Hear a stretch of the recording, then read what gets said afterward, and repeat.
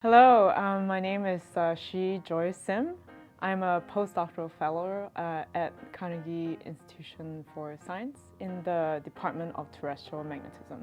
I am a geodynamicist. I use numerical methods to try to understand Earth's processes. In particular, I work on magmatic processes that's beneath the mid-ocean ridges.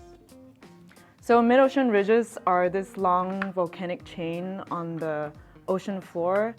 You can kind of see it here where it's the bathymetric highs in the Pacific Ocean, and it's especially prominent in the mid-Atlantic ridge here.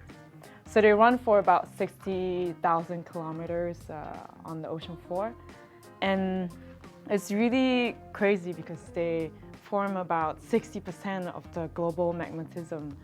But we don't really understand the processes that actually form this magmatism. So from geophysical observations, it's been shown using both seismic and electromagnetic methods that you really see that melt is being formed at a pretty wide region.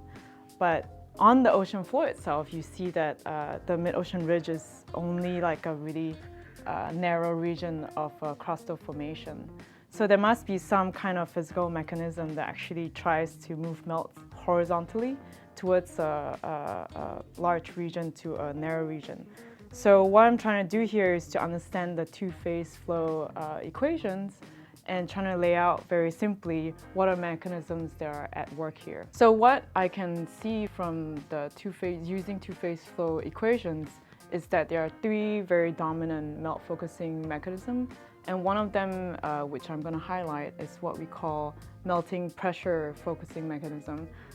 And this is essentially because of what we call compaction pressure. And compaction pressure is pretty much the divergence of solid velocity scaled by the bulk viscosity. And you can think of it kind of like a sponge, where if it's a sponge that's full of water, you squeeze it, the water is going to come out.